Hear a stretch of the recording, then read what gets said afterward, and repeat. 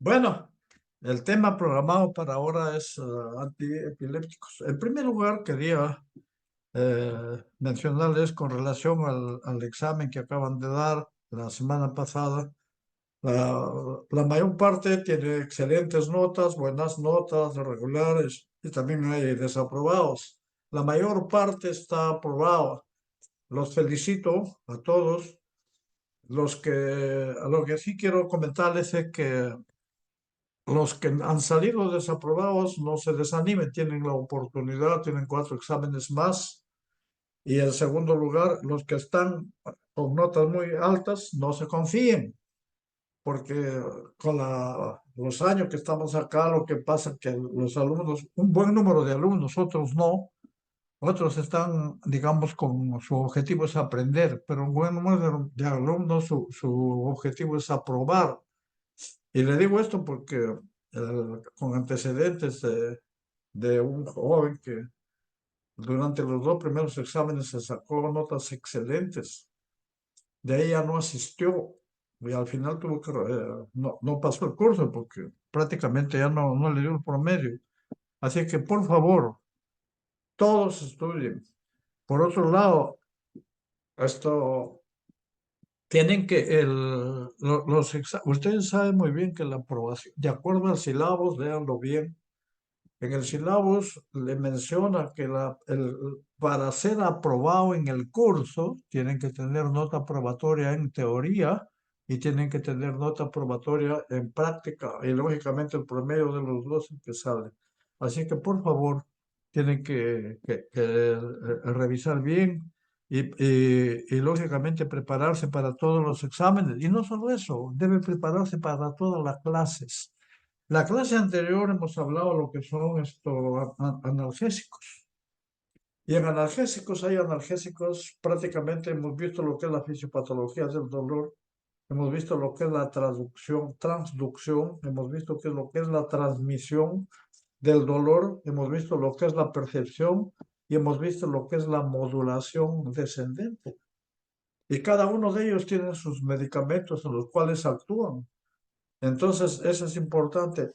Pero el dolor hay, inclusive para cuando en los seminarios tengan ustedes el, el seminario de taller del dolor, por ejemplo, ustedes van a tener casos clínicos, entonces ustedes el caso clínico tienen que verificar si es, qué tipo de dolor es, qué características de dolor tiene. Y de acuerdo a ello, hay que ver ya qué medicamentos, qué grupos de medicamentos le puedo dar y dentro de esos grupos, qué medicamento puede ser asociado para este paciente. O sea, esa es la forma como se tiene que ver. Primero analizar el problema, cuál es el problema, después sus objetivos y después seleccionar. Entonces, ese es uno el dolor. Ahí, en cuanto a los opioides, hemos visto los mecanismos de acción tanto a nivel presináptico como a nivel postsináptico y cuáles son las funciones, cuáles son los efectos terapéuticos y cuáles son los efectos adversos de los opioides. También hemos visto cuáles son las indicaciones. Es en caso de dolor leve, generalmente los opioides se indican para dolor moderado, en caso de los opioides, los agonistas parciales, y para dolor severo, los agonistas fuertes. Entonces, luego hemos visto las reacciones adversas, que las reacciones adversas pueden ser náuseas, vómitos, puede ser estreñimiento, hipotensión arterial, etcétera, hipotensión ortostática. Después hemos visto el paracetamol, que también prácticamente, que lo van a ver más en taller también posteriormente, pero el paracetamol tiene sus características muy específicas. No, la mayor parte de libros mencionan que se metaboliza por el segundo paso, pero generalmente se metaboliza por ambos dependiendo de la dosis. Y cuando la dosis es más alta, tiene metabolitos tóxicos. Otro de los aspectos que hemos visto son el resto de AINES. Los AINES, antiinflamatorios no esteroideos, hay los que bloquean COX-1 y bloquean COX-2, ambos. Y hay algunos son selectivos que solo bloquean COX-2. Pero en cuanto a las reacciones adversas, los COX-2 lo que hacen los específicos de disminuir un poco las reacciones adversas gastrointestinales, pero siempre hay para daño renal igualito que con los COX-1 y además los COX, los selectivos de COX-2 tienen mayor riesgo de enfermedades cardiovasculares tipo infarto, tipo accidente cerebrovascular. Entonces, y luego hemos visto que los AINES tienen interacciones medicamentosas con los antihipertensivos, tienen interacciones medicamentosas con una serie de medicamentos. Ahora, no sé si hay alguna pregunta relacionada. Me gustaría que revisen bien semana, día a día. Tienen una semana para revisar todo eso, además de los talleres, de la práctica. Entonces, vamos a ver sobre los antiepilépticos. No sé si hay alguna pregunta. Bueno, si no hay, vamos a empezar entonces. Los antiepilépticos son fármacos que se utilizan para tratar la epilepsia, que generalmente también están con el nombre de anticonvulsivantes. Lo que pasa es que las convulsiones generalmente se refieren más a problemas motores, o sea, estrictamente hablando, pero igualito los términos son intercambiables. Y lo que pasa es que vamos a evaluar acá. En primer lugar, vamos a ver las buenas generalidades sobre la epilepsia. En términos generales, para poder definir los fármacos en cuanto a determinados tipos de epilepsia, clasificación de las convulsiones, clasificación de los anticonvulsivantes. Y cada uno de estos definir y discutir las características farmacológicas de cada uno de estos medicamentos. Pero tenemos que ver desde ahora que los anticonvulsivantes son fármacos de margen terapéutico estrecho. ¿Y eso qué significa? De que la dosis terapéutica está muy próxima a la dosis tóxica y por lo tanto tienen mayor riesgo de reacciones adversas. Por otro lado, otra característica de los antiepilépticos, la mayor parte de antiepilépticos tienen una unión proteica alta. Entonces, por lo tanto, pueden haber interacciones en la distribución con otros que también tienen unión proteica alta. Entonces, es importante mencionar esto. Por otro lado, las reacciones adversas son más frecuentes y hay interacciones entre los mismos anticonvulsivantes e interacciones, disculpe, e interacciones con otros medicamentos. Entonces, ahora sí entramos acá a la parte vamos a,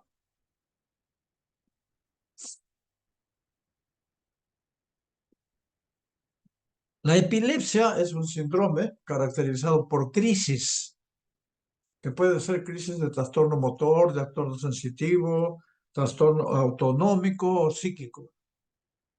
Acá vemos que la epilepsia es bastante frecuente a nivel mundial, pero un aspecto importante es que el 60% prácticamente es sin diagnóstico o sin tratamiento. Y la crisis, porque la epilepsia es un síndrome que se caracteriza por crisis. La crisis es una manifestación clínica normal de una actividad eléctrica anormal de un grupo de neuronas, o sea, actividad. Las neuronas tienen actividad eléctrica, pero una actividad eléctrica normal de neuronas, pero que están localizadas en la corteza. Pero estas alteraciones de las actividades, de las actividades eléctricas anormales pueden ser de carácter genético, ¿no? Como por ejemplo la epilepsia idiopática. Pueden ser metabólico. Por ejemplo, las hiponatremias, síndrome de secreción inadecuada de hormona antidiurética, produce hiponatremia severa y es un síndrome metabólico y da convulsiones. Puede ser infeccioso, la tuberculosis, la toxoplasmosis, criptococosis pueden dar convulsiones. Las neoplasias pueden, o también fármacos. Fármacos tienen los carbapenén, el meropenén, el imipenén, tiene varios fármacos que producen convulsiones. Entonces, pero estas manifestaciones de la actividad eléctrica normal alteran sistemas neurotransmisores, receptores y canales. Entonces, modifican el equilibrio entre factores excitadores e inhibidores. ¿Qué significa esto? Que hay factor para que haya convulsiones, o sea, para que no haya convulsiones hay un equilibrio entre los factores excitadores, que generalmente es el glutamato, el ácido glutámico, que son excitadores. Y por otro lado, los factores inhibidores, que son los GABA, especialmente inhibidores de los circuitos. O sea, cuando hay un equilibrio entre ambos, no hay convulsiones. Pero si hay, incrementan los estímulos excitadores, pues GABA, por ejemplo, no, disculpe esto, glutamato, entonces no hay convulsiones. O si no se excitan, pero hay inhibición, o sea, disminución de los inhibidores de GABA, entonces en ese caso sí hay convulsión. Y esto nos orienta para el tratamiento de las convulsiones y son dos factores importantes. Uno es disminuir la excitabilidad de GABA, disculpen, de glutamato, y el otro es incrementar el efecto inhibitorio de los GABA. Esos son más o menos en términos generales. Tenemos las epilepsias generalmente son de tipo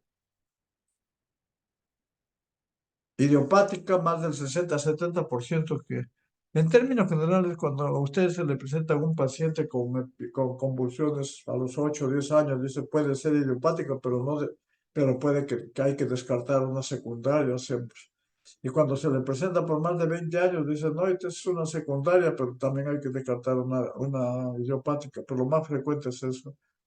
¿Cuáles son las causas? Acá la causa no identificado en la primaria, en la secundaria puede ser una normalidad congénita, así nació, postraumática, una lesión que ocupa, una lesión que ocupe espacio en el cerebro, puede ser tumores, quistes, abscesos, enfermedades vasculares, trastorno degenerativo, infecciones. VIH, meningitis, encefalitis, toxoplasmosis, criptotuberculosis, ya mencionaba. Todas estas hay que descartar cuando hay una epilepsia secundaria. Entonces, como ustedes saben, no solamente voy a tratar la epilepsia, sino voy a tratar de ver cuál es la causa y de acuerdo a eso dar tratamiento. Yo recuerdo mucho de un paciente que vino al Hospital Realiati, de una paciente con le habían operado le habían operado de una hemorragia, de un aneurisma, me parece, a nivel cerebral. Lo operaron y lógicamente el paciente vino. Lo que pasa es que cuando operan, al final al paciente le dan anticonvulsivantes. Entonces, cuando llega, el paciente viene con, viene con problemas de un rash severo y nosotros vimos, entonces dijimos, ¿por qué está convulsionando el paciente? ¿Y por qué no mejora las convulsiones con fenitoína?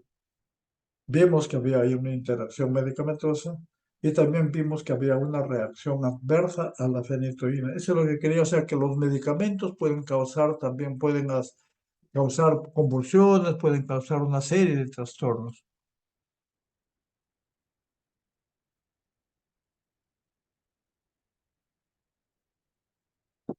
La,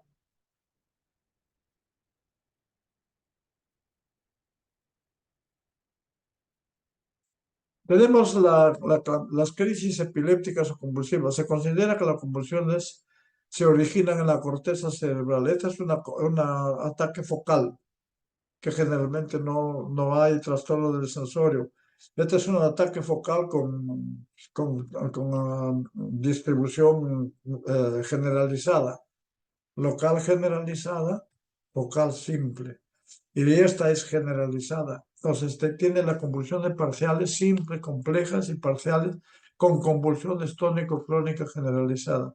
Convulsiones generalizadas, ¿cuáles son las generalizadas? Son las ausencias, mioclonías y tónico-clónicas.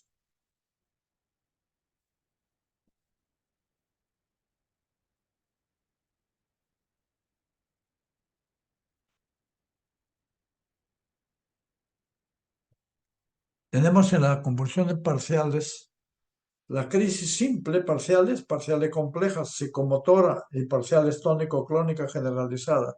En estas dos hay pérdidas del conocimiento. Y en la primera no hay pérdidas del conocimiento. Entonces, esto es importante. Por otro lado, las generalizadas, estas son las convulsiones parciales. O sea, la focal simple, focal con convulsiones generalizadas, etcétera, y la focal compleja, que es la psicomotora, este, con pérdida de conocimiento hasta 2 minutos. Crisis de ausencia se caracteriza por pérdida de conocimiento repentino. Prácticamente es eso. Y convulsiones mioclónicas, espasmos, generalmente son infantiles, y convulsiones tónico-clónicas, similar a las convulsiones parciales, pero que no van precedidas de una convulsión parcial. El electroencefalograma hasta la fecha sigue siendo el instrumento principal para ver el diagnóstico, para ver las anormalidades eléctricas. Depende la convulsión dónde está el foco. Si el foco es motor, foco sensitivo, el foco sensorial, el foco es autonómico, pero generalmente todos están en corteza, en diferentes partes, y de acuerdo a eso son las manifestaciones. Hemos mencionado en un momento que los sistemas de neurotransmisores, que hay dos que son, primero, que haya una disminución de actividad de los mecanismos inhibitorios, principalmente GABAérgicos. Se llama GABAérgico porque ahí está el receptor GABA y porque el neurotransmisor es el GABA, el ácido aminobutírico. Entonces, generalmente es un neurotransmisor de tipo inhibitorio y actúa por la apertura de los canales de cloro. Entonces, si disminuye esa actividad, ya va a disminuir la inhibición y va a predominar la excitabilidad, y en ese caso hay convulsiones. Entonces, por eso es disminución. O de repente no hay disminución de los mecanismos inhibitorios, pero puede haber activación de los mecanismos excitatorios, principalmente los que activan a los receptores NMDA. También hay otros que son el AMPA, que son otros receptores, que son receptores ionóforos. Entonces, y que lógicamente aumentan la conductancia al cloro. Entonces, los antiepilépticos modifican la actividad de los canales iónicos o porque incrementan GABA o antagonizan glutamato. O sea, cuando incrementa GABA puede ser, vamos a ver cuáles son todos los fármacos que incrementan GABA y cuáles son los que antagonizan glutamato. Estos son los grupos antagonizan antagonistas de glutamato, incrementa GABA, pero hay otros aspectos que vamos a ver luego. Acá vemos, como ves, el GABA y el glutamato. Estos son excitatorios y estos son inhibitorios. Entonces, el glutamato tiene como receptores el receptor NMDA, pero como ven tiene por canales de calcio y también tiene por canales de sodio. El receptor NMDA está acá. Entonces, el glutamato se une a estos receptores y produce la estimulación. Desde el punto de vista de medicamentos, entonces tenemos inhibición de la liberación de glutamato. Algunos fármacos actúan a nivel presináptico acá, inhibiendo bloqueando canales de sodio para evitar la liberación de glutamato. ¿Y cuáles son? Fenitoína, lamotrigina, fenobarbital. Bueno, pero hay otros que también refuerzan la inactivación. Carbamazepina, ácido valproico, fenitoína, que actúan tanto a ese nivel como a este nivel también, a ambos niveles. Luego tenemos los inhibidores de glutamato, los antagonistas de MDA, que son el felbamato, el ácido valproico, actúan a este nivel, y el topiramato. Los bloqueadores de calcio, los que son exclusivos, prácticamente los que mejor bloquean son el aetosuximida, también que actúa en este nivel. Y por último, los GABA miméticos. Los GABA-miméticos, que son las benzodiazepinas, barbitúricos, vigabactran, tirabigabina, gabapentina. Este es un término general de dónde actúan cada uno. Estos fármacos actúan inhibiendo los receptores NMDA. Estos fármacos actúan inhibiendo los canales de sodio. Estos fármacos actúan fortaleciendo la actividad GABA directa o indirectamente. Y estos fármacos bloquean canales de sodio, de calcio, por favor, disculpe. Y acá tienen los GABA miméticos, o sea, los antiepilépticos que se llaman GABérgicos. Este es el receptor GABA, y esta es la neurona presináptica, esta es la postsináptica. En la presináptica es donde se forma el GABA. Y el GABA, lógicamente, una vez que el GABA, la GABApentina, por ejemplo, actúa a través de esto con esta enzima para formar GABA. Esa es la GABApentina. Mejora la utilización del precursor de precursor de glutamato, que es el GABA. El glutámico, el glutamato es un buen precursor para el GABA, pero este GABA se metaboliza por estas transaminasa GABA. Entonces, y también el GABA esto se recapta y va a llegar lógicamente a los receptores. Entonces tiene GABApentina, que mejora la utilización de los precursores de glutamato. El bigabatrin, inhibidor de la GABA transaminasa para aumentar GABA. Tiagabina, inhibidor de la recaptación de GABA para aumentar GABA. Lo otro, el Progavide, a este nivel ya de receptores, y luego los que actúan incrementando la inhibición, benzodiazepinas, digamos las benzodiazepinas y los barbitúricos que actúan a ese nivel. Con esto hemos visto en términos objetivos más o menos esquemáticos dónde actúan cada uno de estos medicamentos.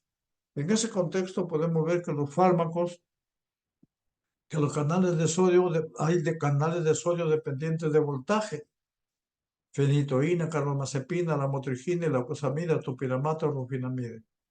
Fármacos que afectan a corrientes de calcio. Existen tres tipos. Corrientes de calcio tipo T, de umbral bajo, que se inactivan rápidamente. Estas neuronas probablemente son un componente integral de los circuitos tálamo-corticales.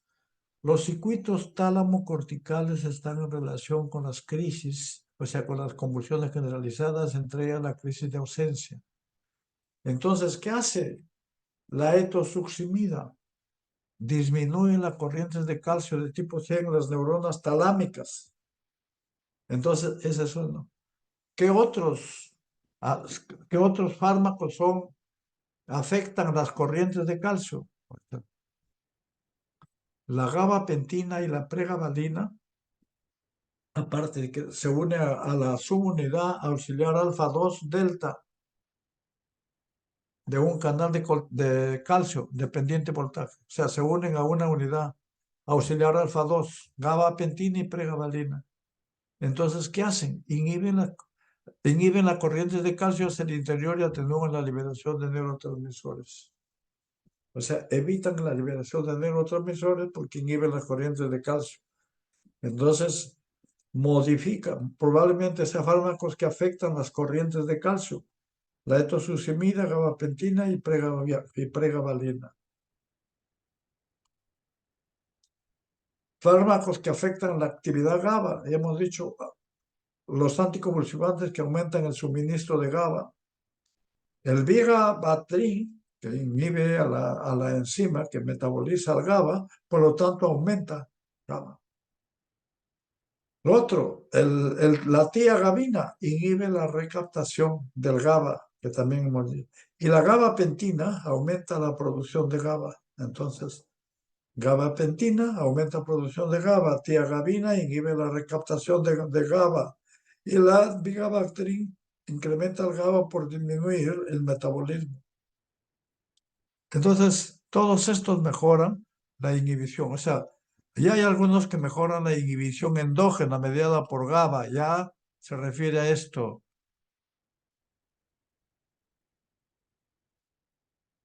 Ah, ahí está, ahí se refiere a esto. Las benzodiazepinas se unen al receptor GABA y facilitan la unión de GABA a su sitio de unión.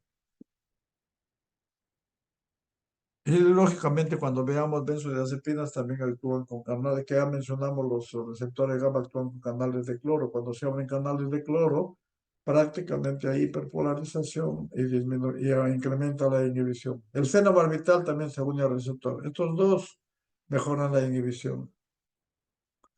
Fármacos que afectan, hemos visto en primer lugar los fármacos que son inhibidores de canales de sodio, hemos visto los fármacos que modifican las corrientes de calcio, después hemos visto los fármacos que modifican esto, que incrementan GABA y los fármacos que actúan directamente en los receptores GABA. Y ahora vemos los fármacos que afectan el receptor de glutamato. Hay dos tipos de receptores, el NMDA y el AMPA. Entonces, el parapanel es un antagonista del receptor glutamato de tipo AMPA no competitivo, parapanel.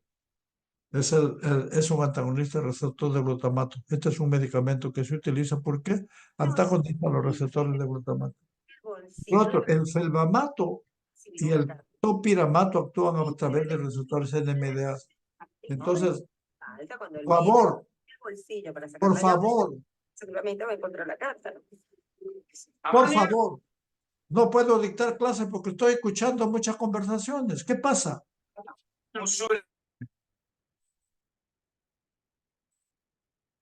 Ya, entonces tenemos entonces los que afectan el receptor de glutamato, el parapanel que actúa en receptores AMPA, felbamato y topiramato a través de receptores NMDA.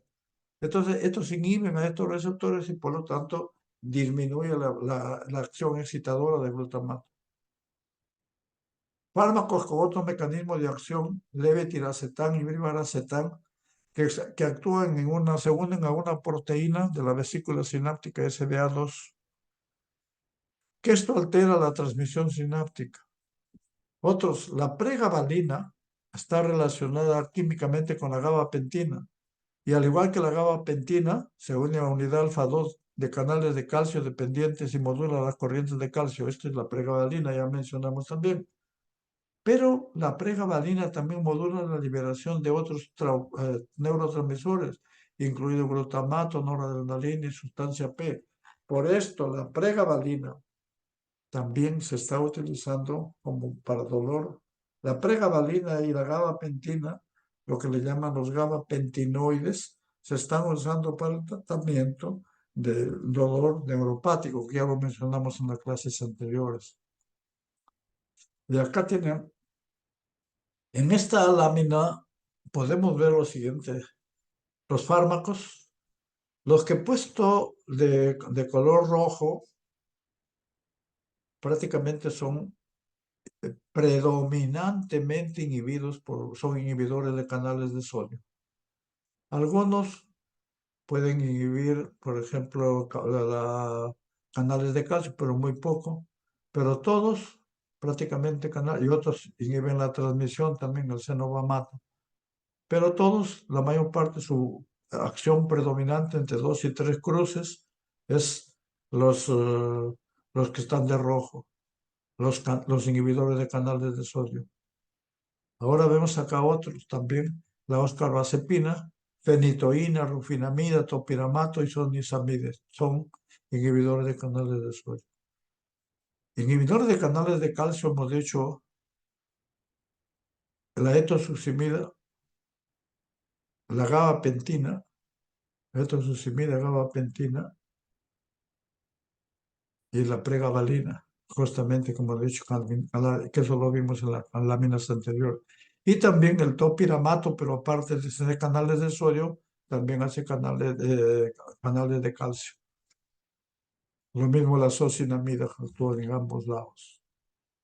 Entonces tienen sus variaciones. Los que inhiben la transmisión, las benzodiazepinas, viracetam, acá están clobazam, Y bueno, no sé qué más acá, fenobarbital, tiagabina, primidona, todos estos ya lo hemos visto, valproato también. Y los que inhiben la excitación, prácticamente el fenobarbital también, y, y el felvamato que hemos dicho antes, que hemos visto. Entonces tenemos ahora ya,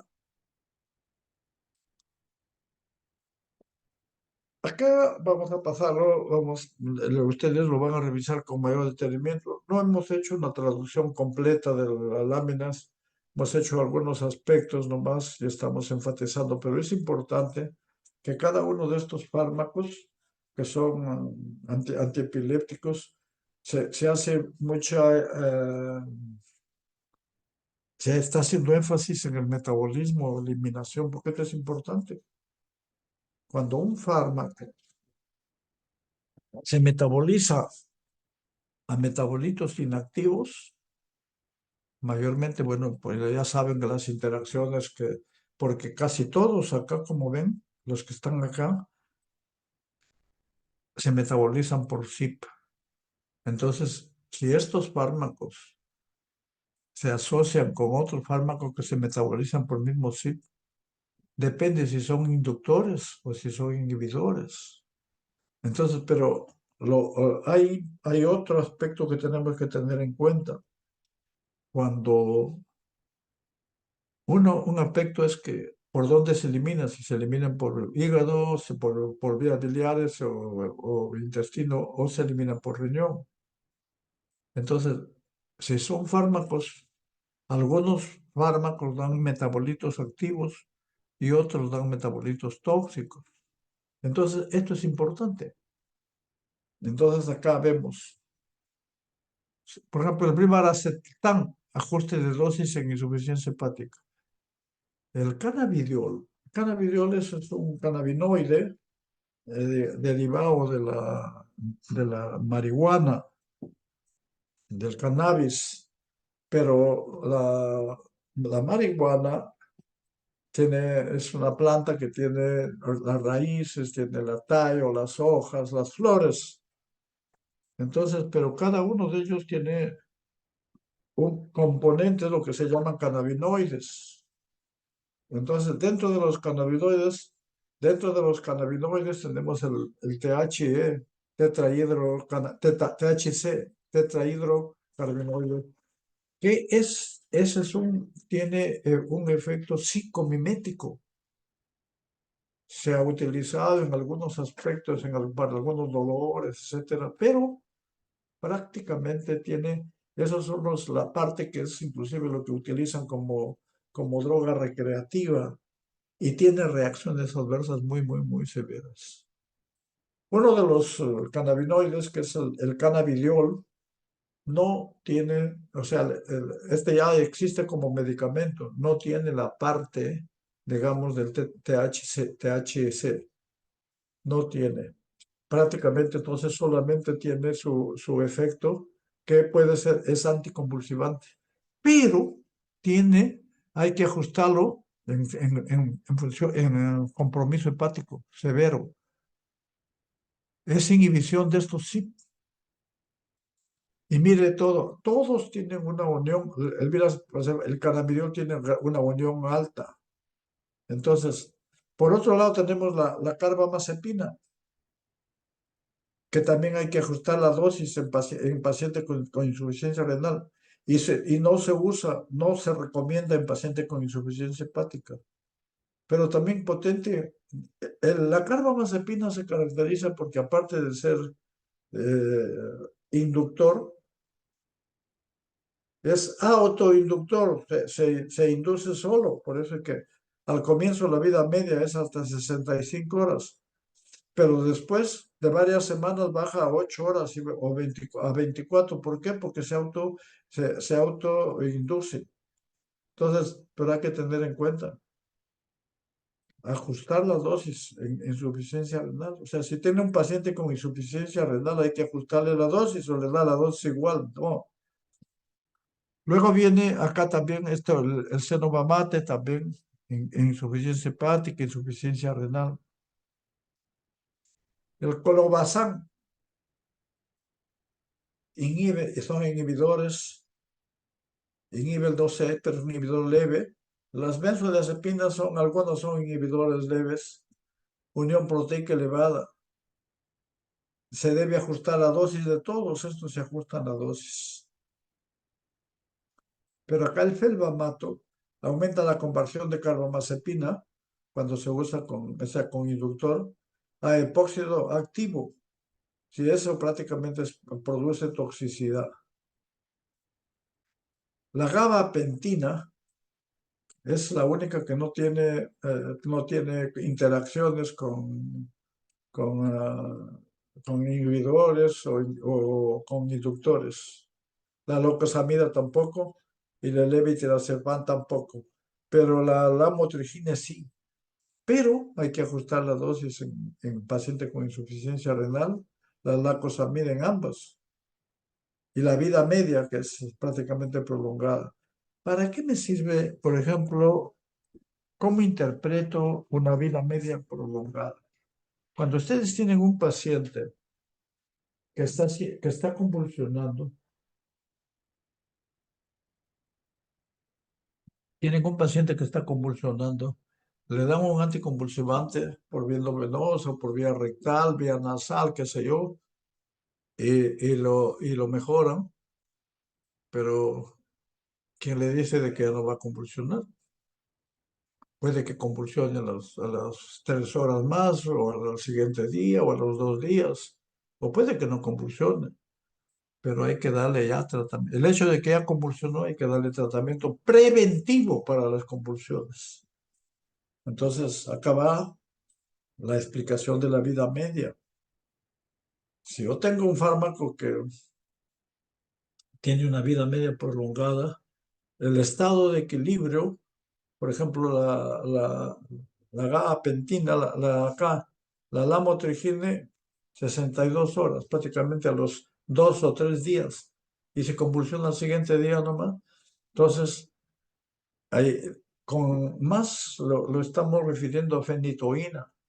La fenitoína recién a los 3, 4 días funciona óptimamente. Entonces no le podemos dar. Por esta razón es que algunos, bueno, dosis de carga, algunos dan desde el comienzo con dosis de carga por vía venosa para que puedan actuar desde el comienzo.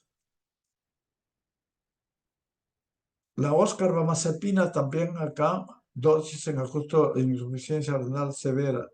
Parampanel también en insuficiencia hepática.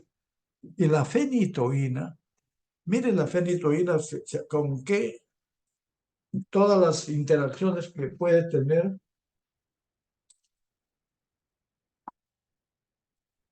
porque se metaboliza con zinc 12, 19, 3A4. Y no, y con transformación de CYP, no con metabolitos inactivos. El ajuste de dosis es necesario en insuficiencia renal o insuficiencia hepática severa. Un potente, digamos, inductor del CYP. El fenitoína es un potente inductor enzimático. La pregabalina, ya hemos dicho que no tiene inhibiciones. Lo mismo la pregabalina y la rufinamides, sí, y la primidona también sí. ¿Por qué se metaboliza? La mayor parte se metabolizan por sí, pero los que no se metabolizan por sí, ya hemos visto, hay algunos que son importantes, eso, para no tener en cuenta las interacciones, porque hemos mencionado que para los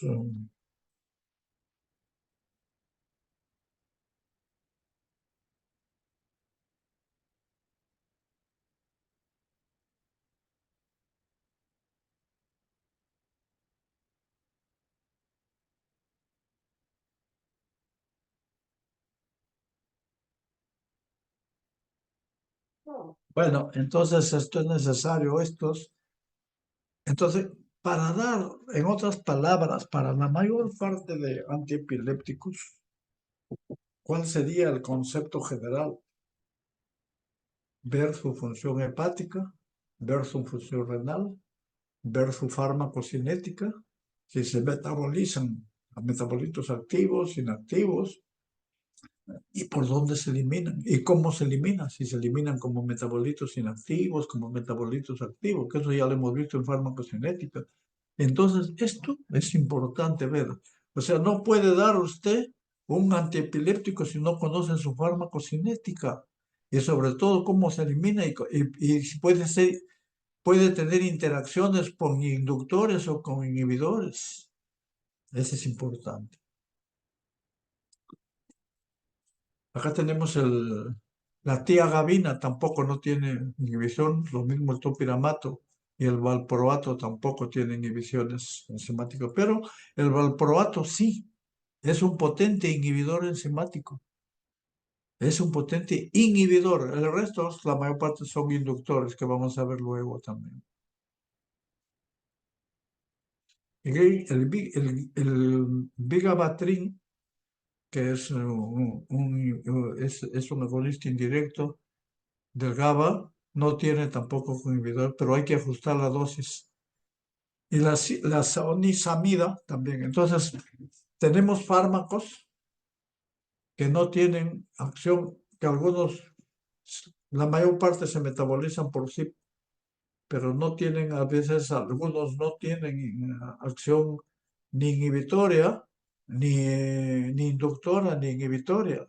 Algunos sí tienen, otros no tienen. Luego ya vemos ahora, ya hemos mencionado en términos generales las características de los antiepilépticos en cuanto a metabolismo, en cuanto a su efecto inductor, inhibidor, en cuanto a su vida media, etcétera. Hemos mencionado y ahora sí ya tenemos cómo tratar las epilepsias en general. Dentro de los grupos, dentro de los fármacos que son antiepilépticos, tenemos dos grupos. Los fármacos de margen terapéutico amplio, o digamos, disculpe, de amplio espectro, disculpe la frase. Los fármacos de amplio espectro, o sea, que cubren todas las epilepsias, digamos, tanto focales como generalizadas. Y los fármacos tienen espectro estrecho, pre- previamente referidas como epilepsias secundarias generalizadas. Entonces, estas son las que tienen local y se generalizan. Y estas son tanto las focales como las generalizadas. Pero hay otro ya de espectro muy estrecho que son las ausencias, la etosuximida, hemos visto de... Ahora, entonces tenemos ahora ya una descripción previa de lo que son los antipilépticos. Hemos visto qué grupos son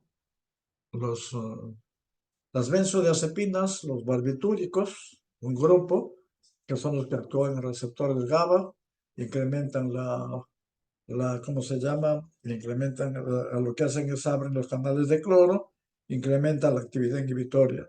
Son las benzodiazepinas. Y los barbitúricos también, que vamos a ver en la próxima clase, pero los barbitúricos son fármacos de margen terapéutico estrecho. Entonces, ¿dónde actúan las benzodiazepinas? En los receptores GABA, en la neurona postsináptica, ¿ya? ¿Cuáles son los que tienen efecto? Las benzodiazepinas tienen efecto sedante, tienen efecto ansiolítico, tienen efecto hipnótico, tienen efecto anticonvulsivante y algunas tienen efecto preanestésico que le llaman. Pero en este contexto, lo que vamos a ver son que las benzodiazepinas actúan como antiepilépticos. Entonces, ¿cuáles son las que se utilizan como antiepilépticos? El clobazam, clonazepam, clorazepato, diazepam y el lorazepam. El diazepam y el lorazepam generalmente se utiliza para crisis. El diazepam para crisis cuando ahí está convulsionando el paciente. Si está convulsionando el paciente, hay que se le aplica por vía rectal, endovenosa, nasal, etcétera. Lorazepam y diazepam. Creo que existe ya en nuestro país estas presentaciones. Midazolam también.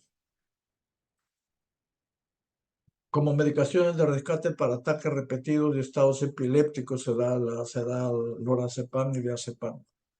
Es importante administrar. Pero antes de eso quiero mencionarles qué hacer para un paciente. Yo recuerdo mucho cuando un paciente de estos iba a dictar clase en otra universidad y antes de entrar a clase vimos que en la calle pasaba un señor, un joven, y ¡pum! Se cayó, empezó a convulsionar. Fuimos con los alumnos que estaban por entrar también allí, entonces lo primero que se hizo es mantener la vía aérea libre, se le levanta el mentón. ¿Por qué? Porque para que no se atraque la lengua. Pero una vez que se ve eso, hay que evitar que se muerda la lengua, hay que evitar que la lengua caiga y obstruya la tráquea. Entonces, tiene que abrir la boca para ponerle un pañuelo o una gasa, qué sé yo. Si el paciente está inconsciente, ¿cómo hace? Entonces, si el paciente está inconsciente, ¿cómo se hace? Se le presiona las articulaciones temporomaxilares bastante fuerte y el paciente abre la boca y ahí se le coloca para... Lo que interesa en ese momento, lo primero que hacer es que respire bien y luego ya le pueden poner su... Mientras traen pues, a ese paciente, como estaba ahí cerca de la clínica, le pusieron trajeron un diazepam y le pusieron en la vena. Entonces, el clonazepam se utiliza para ausencias y crisis mioclónicas. Entonces, esto es como, se utiliza lógico en epilepsia generalizada también, pero en ausencias es una alternativa a la etosuximida y para crisis mioclónicas se utiliza de cajón casi. El diazepam se utiliza para estado epiléptico y convulsiones febriles. Pero acá hay un aspecto importante que debemos mencionar.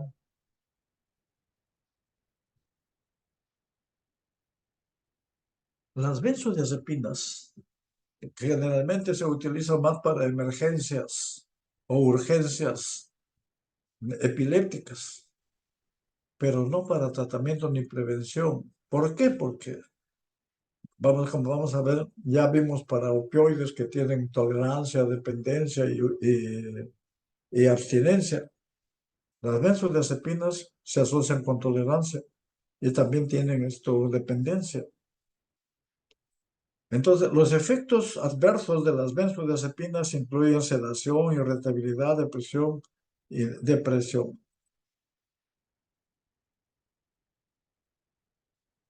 Ahora viene ya los otros antiepilépticos que son los inhibidores de canales de sodio. Hemos visto las benzodiazepinas. Y luego vamos a ver los barbitúricos, que generalmente también se utilizan en estado epiléptico.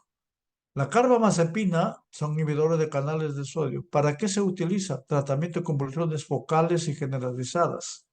O sea, hemos dicho que está dentro de los de margen de los de espectro estrecho, pero también la carbamazepina, aparte de tratamiento de convulsiones focales y generalizadas, se utiliza en el síndrome bipolar, que lo está desplazando al litio, por el litio tiene muchas reacciones adversas, y está desplazándolo entonces para la...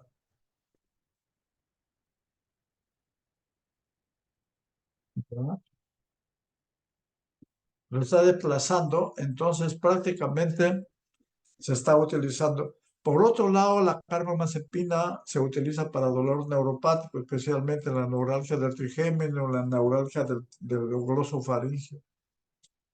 Además del síndrome bipolar antiepiléptico, también se utiliza en el tratamiento de la enfermedad maníaco-depresiva, también se utiliza.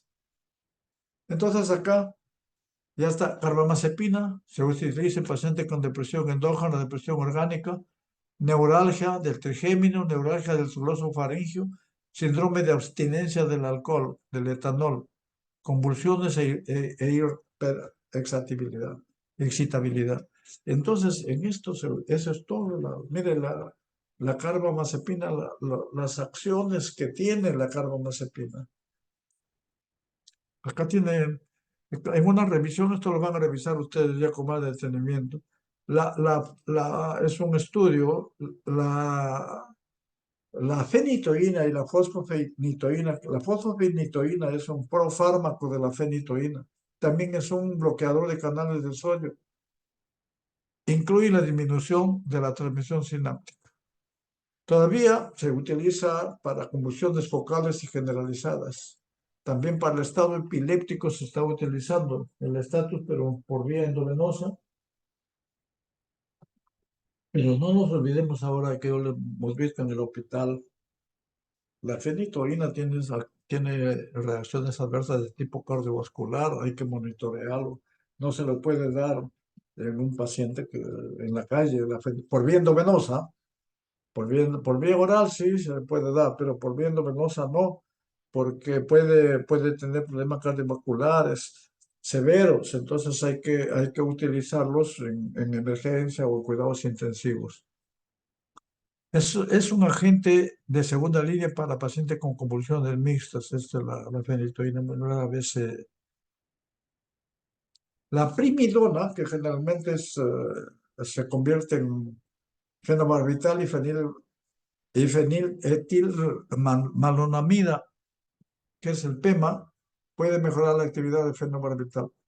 La primidona para convulsiones focales, tónico crónico, igual que pero se utiliza generalmente carbamazepina o fenitoína, fosfofenitoína o primidona. Y la rufinamida prolonga el estadio inactivo.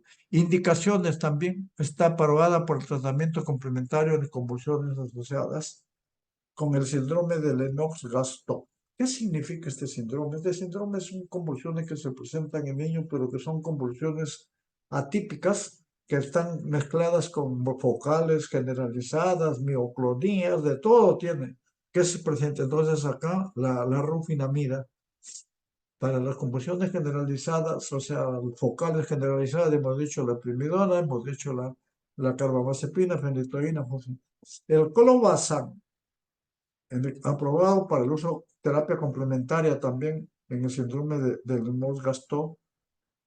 El clonazepam, indicaciones, convulsiones mioclónicas y atónicas. Para convulsiones mioclónicas se utiliza el clobazam. Convulsiones de ausencia que no responden a las oximidas, también se utiliza el clobazam, eso ya lo vimos en antes. La etosuximida, eficaz para el tratamiento de la crisis de ausencia, no tiene actividad contra otras convulsiones. Trimetadiona también es eficaz en ausencias. El felbamato también. Se puede utilizar para tratar convulsiones focales, se utiliza para el síndrome de Lennox-Gastaut también. Entonces, en ausencia se utiliza la etosuximida, primera opción, la trimetadiona, en casos refractarios, y el felbamato. Bloquea canal del receptor del NMDA aspartato, aumenta la función del ácido gamma-aminobutírico. La gabapentina, ya hemos dicho que se une a alfa-2, a una subunidad del canal de calcio, y que puede inhibir la corriente de calcio para evitar la liberación de neurotransmisores, como terapia complementaria para convulsión de focales refractarias. Y también se utiliza la gabapentina como gabapentinoide para dolor neuropático, hemos visto eso. Entonces, como no es de primera línea la gabapentina, es de segunda línea para refractarias. El fenobarbital, que se utiliza para traducciones generalizadas y focales, por sus efectos sedantes, pero fenobarbital generalmente se utiliza más porque también tiene tolerancia, dependencia, etc. La pregabalina, que modula la liberación de varios neurotransmisores. Esto ya hemos mencionado antes. La pregabalina está indicada como terapia complementaria para convulsiones focales. Y también hemos dicho que se utiliza para dolor neuropático. La tiagabina, que es un inhibidor de la recaptación de norepinefrina, digamos, de GABA, prácticamente se usa como tratamiento para convulsiones focales. La tiagabina igual. El topiramato tiene muchos mecanismos de acción, bloquea canales de sodio, mejora la actividad GABA y antagoniza NMDA. O sea, el topiramato tiene tres acciones. Antagoniza glutamato, mejora la actividad GABA y bloquea canales de sodio. Entonces, aprobado como monoterapia para convulsiones generalizadas primarias o de inicio focal y también el síndrome de Noga-Stokes, justamente tiene de todo. El valproato, que es otra, tiene múltiples mecanismos de acción. Valproato aumenta la concentración de GABA en el cerebro a dosis clínicamente relevantes. Valproato es un fármaco anticonvulsivo. Se usa solo en combinaciones de tratamiento de convulsiones generalizadas focales, pero también se utiliza como segunda línea. Epilepsia también es eficaz en epilepsia, pero se tolera menos en comparación con la etosuximida. Primera línea para ausencias, etosuximida. Y en algunos casos también hemos dicho el clonazepam. Pero el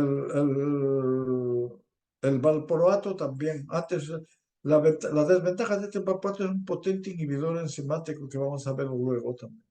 Ahora, acá tenemos ya un resumen de lo que hemos visto con cada uno de ellos, pero podemos ver lo siguiente.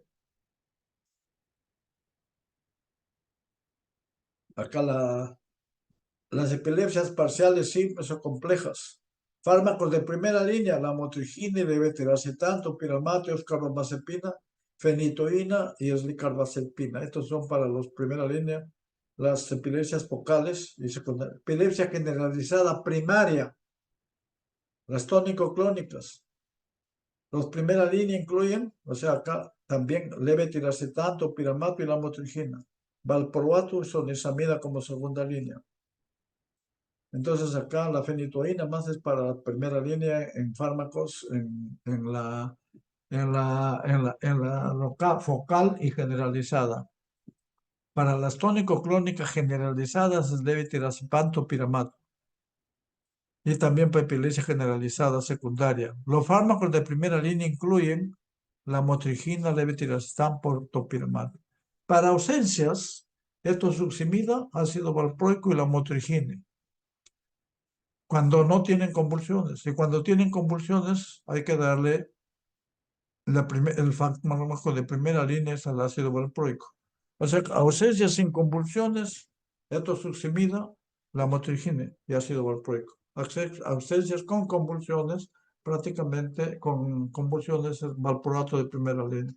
Y los síndromes mioclónicos que se utilizan convulsiones, ácido valproico, levetiracetam y lo mismo, igual la motrigina también. Estado epiléptico. Acá tiene la definición de lo que es el estado epiléptico.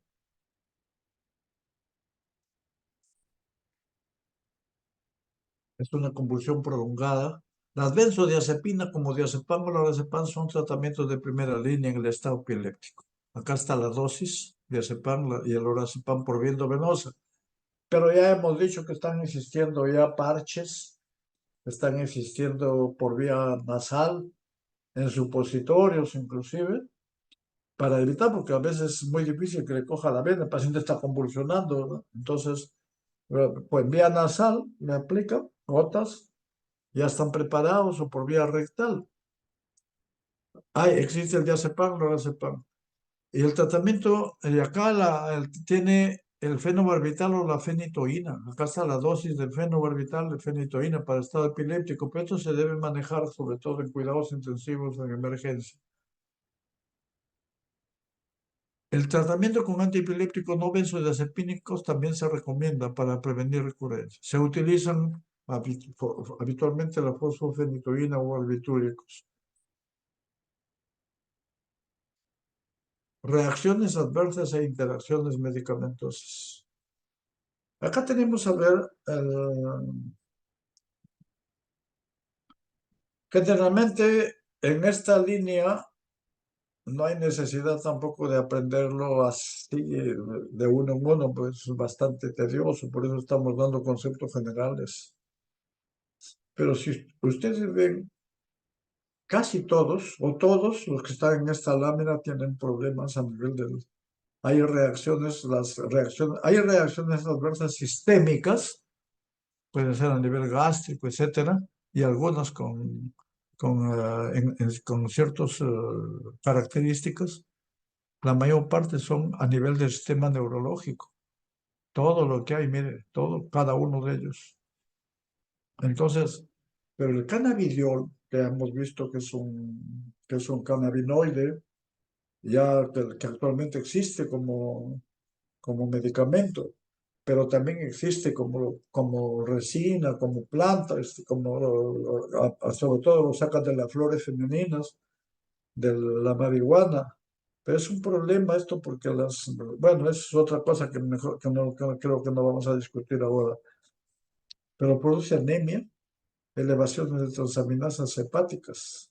Entonces, a estos pacientes que le dan, generalmente cannabidiol se utiliza para epilepsia en niños más refractaria a otras alternativas.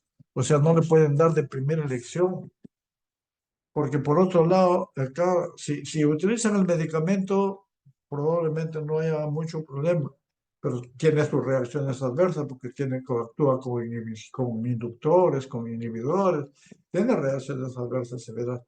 Pero lo que pasa es que generalmente cuando utilizan el aceite, las resinas sacadas de las flores, también tienen contenido del psicoactivo, digamos, de THC, entonces tetrahidrocannabinol, que eso es psicoactivo y produce muchas reacciones adversas. Entonces, la mayor parte son náuseas, vómito, fatiga, infección. Ahora viene el otro grupo, la Oscar, la Oscarbazepina.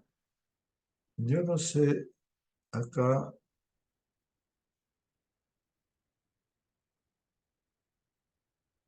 la carbamazepina, uno, produce, mira acá lo que estábamos, hiponatremia. La oscarbazepina produce también hiponatremia. Carbazepina, oscarbazepina produce hiponatremia. Y las reacciones adversas importantes. Esto es importante porque la hiponatremia, también hay productos que vamos a ver en la próxima clase la otra semana, sobre lo que son antidepresivos que pueden producir hiponatremia. Pero la hiponatremia no es que le bajó el sodio nomás, sino que la hiponatremia, cuando baja el sodio mucho, se llena de agua el cerebro y producen coma, etcétera. Entonces son importantes. Hay que ver cuando el paciente está con hiponatremia, ¿qué está recibiendo? Yo he visto últimamente pacientes, entonces, ¿qué está recibiendo? Antidepresivos, todos los atípicos. Uy, y revisando, hiponatremia severa.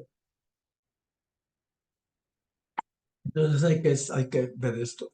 Otro de los fármacos que acá vemos las reacciones adversas, la fenitoína que produce hipertrofia gingival y rash.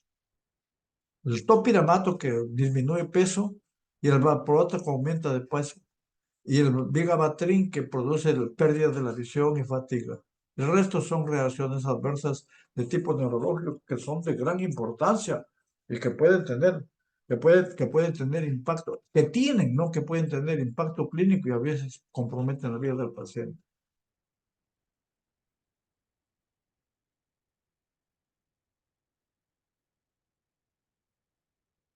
Luego vamos a pasar unos cuadros que son de interacciones medicamentosas. Pero este cuadro es fundamental porque acá vemos el aspecto general.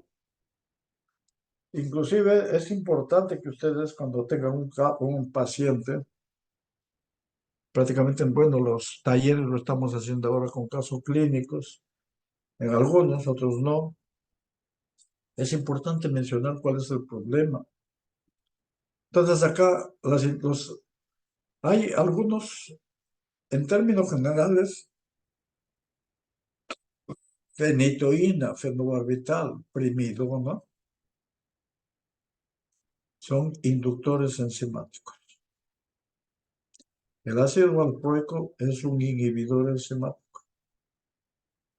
Entonces, inductores enzimáticos, fenitoína, fosfofenitoína, fenobarbital, primidona. Inhibidores enzimáticos, ácido valproico. Lógicamente cada uno con su CYP. Pero acá hay otro aspecto importante.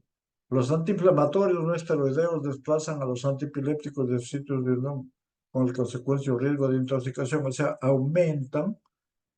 Si yo le doy AINE, que tiene una unión proteica elevada, a un antiepiléptico que tiene una unión proteica elevada, luchan por la unión proteica y resulta que los antiepilépticos incrementan su fracción libre y pueden producir efectos sobre todo a nivel del sistema nervioso central.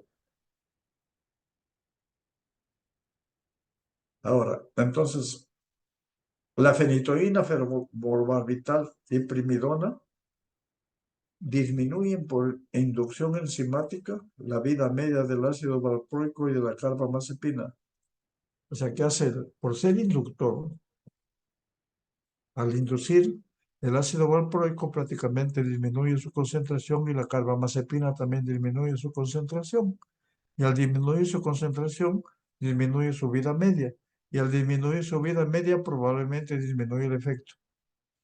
Y acá tenemos, se puede mencionar la fenitoína, fenobarbital y primidona, disminuye la concentración plasmática también, no solo de estos, sino de los anticonceptivos orales y también de los fármacos digitálicos. O sea, si yo tengo un paciente que está tomando digoxina, y le doy un antiepiléptico tipo un inductor enzimático, puedo tener una interacción. Y hay que ver cuáles son, de acuerdo a las...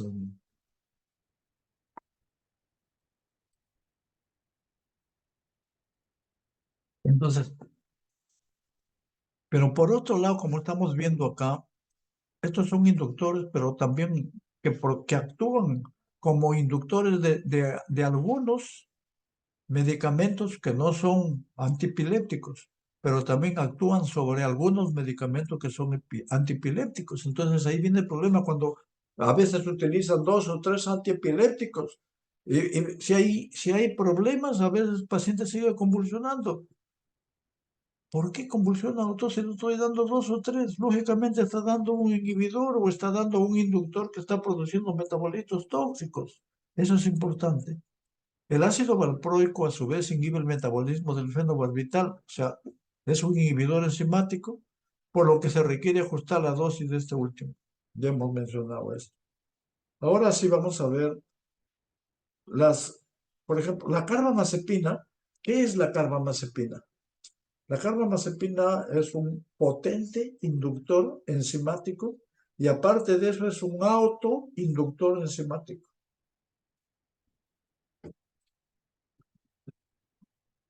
Claro, la carbamazepina, si yo le doy carbamazepina con brivaracetam, posible toxicidad por carbamazepina, por disminución del metabolismo del metabolito epóxido activo que tiene eso. Entonces, va a disminuir. Disminución del efecto del brivaracetam porque es un inductor enzimático. Aumento del metabolismo del CYP, lógicamente, por inductor enzimático. El manejo es monitorear el estado clínico, el estatus clínico y monitorear monitoreo sérico. El clonazepam disminuye también su efecto porque incrementa el metabolismo, disminuye la dosis por CYP. Mire, con diferentes CYP, significa que la carbamazepina actúa, ya hemos visto las con diferentes CYP. El felbamato, posible toxicidad por carbamazepina, aumento de la concentración del metabolito epóxido activo. Esta es la. Luego vemos acá otros. Fenitoína, disminución del efecto por aumento del metabolismo. Tiagabina, disminución del efecto de la tiagabina, porque son inductores enzimáticos de la carbamazepina. Posible disminución del tofiramato, del valproato también, de la carbamazepina, de la socinamida también. Y todo hay que monitorearlo. Y eso es en cuanto a la carbamazepina. Ahora, en cuanto a la fenitoína, que es igualito, la fenitoína también es un inductor enzimático. Disminuye el efecto del vivaracetán, posible efecto porque disminuye el metabolismo por sí. O sea, lo que pasa es que el vivaracetán también es un inhibidor enzimático. Por eso, la carbamazepina disminuye el efecto por incremento de metabolismo, es la carbamazepina, autoinducción. La clonazepam disminuye el efecto clonazepam. Todo esto igual que las anteriores también. Y hay que monitorearlos. Hemos mencionado que los antiepilépticos son estos fármacos de margen terapéutico estrecho y por lo tanto hay que hacerles niveles séricos. Nosotros en el hospital hacíamos niveles séricos de fenitoína, carbamazepina, ácido valproico y últimamente creo que están haciendo ya del resto de que están haciendo del resto de fármacos que son de margen. Es importante hacer esto para poder administrar y tratar bien. Acá la oscarbazepina, toxicidad decrece el metabolismo por este CYP. Acá lo mismo, lógicamente, cuando hay acá sucede lo siguiente, o cuando da usted con un fármaco que produce metabolitos inactivos, disminuye sus concentraciones, disminuye el efecto. Pero si da un inductor que produce metabolitos activos o produce metabolitos tóxicos, que produce metabolitos activos le va a incrementar el efecto y metabolitos tóxicos le va a producir toxicidad. Y se da con otro fármaco que el otro fármaco es inhibidor, de repente predomina la inhibición y produce toxicidad. Entonces, hay que tener en cuenta todos esos aspectos. La carbamazepina también es ahora el valproato. El valproato es un inhibidor enzimático. Entonces, con carbamazepina inhibe el metabolismo de la carbamazepina y aumenta la toxicidad. Igual con el resto, incrementa la toxicidad. La fenitoína, ¿por qué? Lógicamente porque el ácido valproico lo desplaza también de sus sitios de unión proteica, porque ambos son de unión proteica elevada, y por otro lado el ácido valproico es un potente inhibidor enzimático. Lo mismo la rufinamida. Y acá, entonces, lo importante para contestar esto es ver el metabolismo, cuando ya hemos visto en la primera parte de estos fármacos. Acá tenemos en esta lámina tenemos un resumen casi de los que hemos mencionado, pero ya hemos visto que las interacciones son entre antiepilépticos e interacciones con otros medicamentos. Entonces acá tenemos una relación entre inductores y los sustratos, o sea que que generalmente no son, pueden ser antiepilépticos también, pero lo que son inductores son carbamazepina, fenobarbital, fenitoína, primidona y topiramato son potentes inductores. Entonces acá depende del tipo de metabolismo. Si actúan con estos fármacos como sustrato la warfarina, uno de estos lo que va a producir incremento del metabolismo, pero disminución de la concentración y por lo tanto disminución del efecto anticoagulante, igual que de los anticonceptivos. Y de esto también la doxiciclina también, por ejemplo con rifampicina, que eso creo que ya lo hemos visto anteriormente. Fármacos que inhiben el metabolismo de los anticonvulsivantes, inhibidores, por ejemplo la miodarona. Si yo le doy amiodarona con fenitoína, la fenitoína incrementará sus concentraciones porque no hay metabolismo y puede producir efecto tóxico a nivel neurológico. Lo mismo la fluoxetina, que es un antidepresivo tricíclico, inhibidor selectivo de recaptación de serotonina, actúa sobre fenitoína y carbamazepina. El diazepam, cloranfenicol, todos actúan. El diazen y bedipino, que son bloqueadores de canales de calcio, inhiben también inhiben el metabolismo de la fenitoína, incrementan. Entonces hay que tener en cuenta cuando damos fenitoína, por ejemplo acá, si están usando estos medicamentos o si o tiene relación con los otros. Este cuadrito hay que analizarlo con bastante cuidado para los pacientes. Ahora tenemos otro aspecto que es en relación con se llama epilepsia y gestación. Hemos mencionado por un lado, ya tienen conocimiento de que la epilepsia la, puede producir problemas durante el embarazo, y no solo la epilepsia, sino los antipilépticos. Generalmente los antipilépticos hay algunos que pertenecen, que vamos a ver luego, hay categoría C y categoría D, la mayor parte pertenece a categoría D, o sea que tienen ya evidencias científicas relacionadas con teratogenicidad o alteraciones en el desarrollo después de los 3 meses de gestación. Pero también el problema en el embarazo es que una convulsión, si el paciente no recibe antipilépticos, una convulsión le afecta al paciente, a la mamá, y le afecta también al feto. Entonces, tener en cuenta estos aspectos que son importantes para él.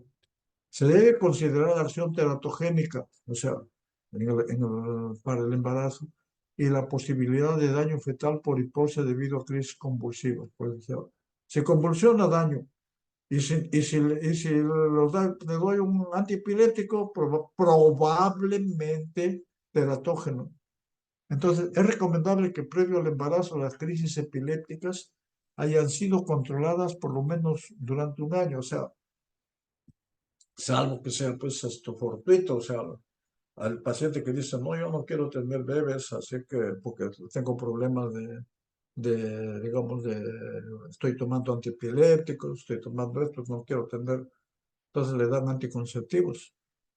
Y como ven, los antiepilépticos son, la mayor parte son inductores, algunos inductores, y si son inductores enzimáticos le van a disminuir las concentraciones de los anticonceptivos, y salen estado. Entonces, ahí viene el problema. Entonces, pero hay personas que dicen, no, yo sí quiero tener un bebé. Entonces, contrólate un año bien, que no tengas crisis epiléptica, que tengas medicamentos que no sean de categoría D, sino C o C, puede ser, no hay ningún problema. Entonces, te preparo bien, porque no todos hacen tampoco reacciones teratogénicas, pero sí es frecuente. Una vez producido el embarazo, debe continuarse con fármacos que controlan la crisis, porque si le cambia, no le puede cambiar, porque si le cambia va a tener problemas muy serios para controlar, pero no es fácil de controlar. Cambiar el fármaco conlleva riesgo de no controlar la crisis y efectos para la madre y el feto. Los riesgos asociados con epilepsia en el embarazo incluyen posibilidad de complicaciones perinatales, empeoramiento de las convulsiones, efectos adversos del antipiléptico en el feto y en el desarrollo posterior. O sea, no es solamente los 3 primeros meses, sino durante toda la gestación. Estos riesgos pueden disminuirse notablemente con intervenciones antes y durante el embarazo.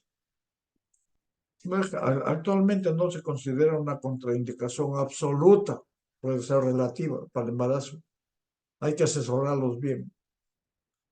Interacciones entre los antipilépticos y la terapia anticonceptiva, ya hemos visto eso. La importancia hay también importante que a estos pacientes, si está recibiendo antiepilépticos, hay que suplementarle, aunque no reciba, siempre se le da ácido fólico para prevenir efectos. Los defectos del tubo neural son los más frecuentes y los más graves. Entonces hay que darle ácido fólico. Las dosis, dependiendo, vamos a ver, generalmente se da 1 miligramo, pero después se puede dar en paciente que está recibiendo antiepiléptico, se puede dar hasta 4 miligramos diarios. El riesgo de convulsiones varía según el síndrome, etcétera, etcétera. Hay que individualizar la terapia. El ácido valproico, este es uno de los fármacos que son de los que más causan muchas malformaciones congénitas, defectos del tubo neural, malformaciones genitourinaria, cardiovasculares, motoras. Este es ¿cuáles son? Carbamazepina, ácido valproico, fenitoína y fenobarbital causan numerosas malformaciones congénitas. O sea, estos fármacos son los 4 que son más frecuentes y vamos a ver cómo están ubicados. Ácido valproico, carbamazepina, fenitoína y fenobarbital. La lactancia está relativamente contraindicada, en algunos no, pero por ejemplo cuando se da fenobarbital, si el fenobarbital llega y puede sedar al paciente y puede inducir somnolencia en el lactante. Y acá tenemos los fármacos que tienen, los que la mayor parte de antiepilépticos están en estas dos líneas, C y D.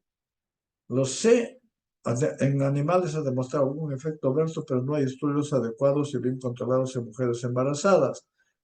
Pero acá se ve el beneficio-riesgo. Si el beneficio es mayor que el riesgo, hay que dárselo, si no, no. Y acá también. Acá sí ya, en estudios controlados se han demostrado que hay reacciones teratogénicas como ácido valproico, fenitoína, carbamazepina, ya hemos visto en el lámina anterior. Entonces, acá sí, pero no tenemos otra cosa que darle. Entonces hay que darle. De todas maneras, la X ya definitivamente han demostrado que producen anormalidades fetales. Acá han demostrado algún riesgo, pero no siempre, pero el beneficio supera. Acá el beneficio no supera. Entonces esto nunca se debe dar. El X nunca se debe dar.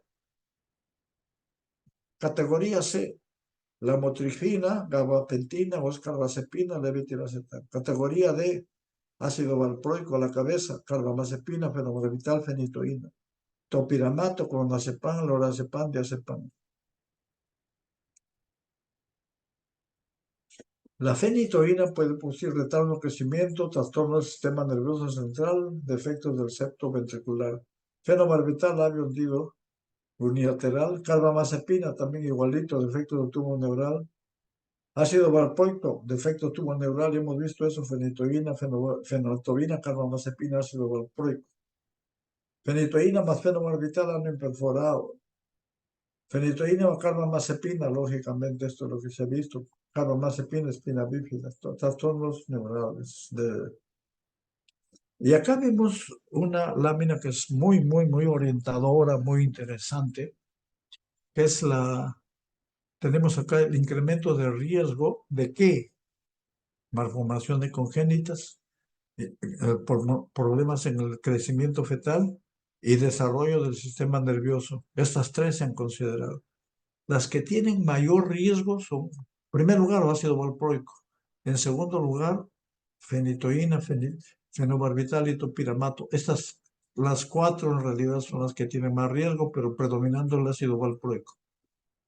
Entonces, si yo en una paciente que va a ser gestante, yo no le daría ácido, que va a gestar, no le daría ácido valproico y también obviaría alguno de estos.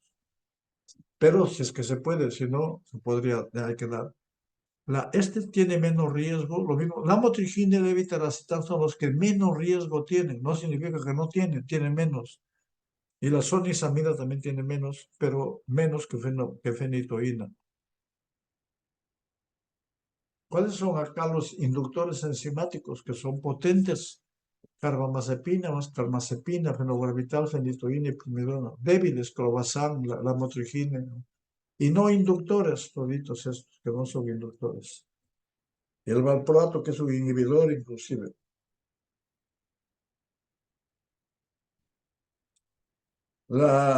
Generalmente acá lo que se considera es elección del antiepiléptico para planeamiento del embarazo con mujeres con epilepsia. Monoterapia con lamotrigina o levetiracetam. O sea que para las mujeres que que van a gestar probablemente. Entonces puede dar tratamiento con lamotrigina o levetiracetam. Son preferibles como primera línea por tener abundantes datos consistentes, o sea, menos bajo riesgo estructural y riesgo teratogénico. Valproato debe ser evitado solo con una excepción cuando hay falla en el control de ataques. Si fuere usado, debe hacerse con la dosis mínima terapéutica. Entonces, acá tenemos un aspecto importante en los fármacos, ¿cierto? La dosis mínima terapéutica y la dosis máxima terapéutica. En pacientes gestantes se deben utilizar la dosis mínima terapéutica y vamos a ver por qué. Porque tenemos los antipilépticos con moderado riesgo, o sea, tenemos acá fenitoína, fenobarbital, topiramato. Con riesgo moderadamente elevado, carbamazepina o carbamazepina, sonizamida. Con mínimo riesgo para malformaciones, no elevado, la motrigina y levetiracetam. Pero acá está lo que mencionábamos al comienzo, ácido fólico, durante la preconcepción y el primer trimestre del embarazo. 1 miligramo para todas las gestantes con potencialidad de tomar antipilépticos. Para mujeres que toman carbamazepina o valproato o con antecedentes de partos anteriores de feto con defecto de tubo neural, se sugiere dosis de 4 miligramos. Si ha tenido partos anteriores con defectos del tubo neural, bueno, o al estar recibiendo carbamazepina o valproato, la dosis de ácido fólico es de 4 miligramos diarios.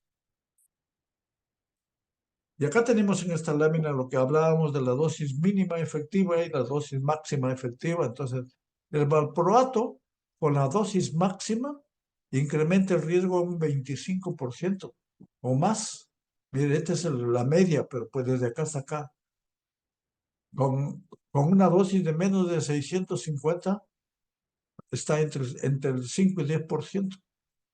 Una dosis entre 650 y 1400 está entre 10 y 15%, pero el otro está entre 15 y 35% con dosis altas, definitivamente. El fenobarbital está en mayor de 130, con dosis menos de 80, o igual o menos de 80, entre 5 y 5%.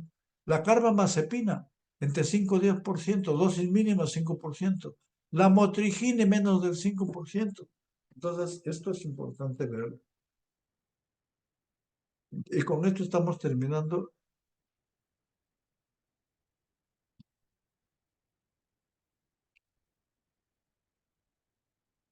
¿Alguna pregunta, por favor? Tienen que ir revisando en términos generales. Como ven, hemos actualizado las diapositivas, hemos sacado del up-to-date, pueden revisarlo. En el up-to-date está bastante claro, pero tienen tiempo para revisar bien. Y también los libros de Caxon, etcétera, de farmacología, que es importantísimo. Bueno, se han escapado algunos, pero bueno, vamos a ver que por favor traten de mantenerse, todos deben mantenerse en la clase para evitar problemas posteriores. Generalmente yo he tenido los que han salido desaprobados, los pocos que han salido desaprobados en la unidad 1, pero ahora hay que ver, tienen que, no se confíen, ni tampoco se depriman. Entonces, la mayor parte de los que se escapan, los que tienen inasistencias, por favor, así que hay que hacer. Bueno, vamos entonces a finalizar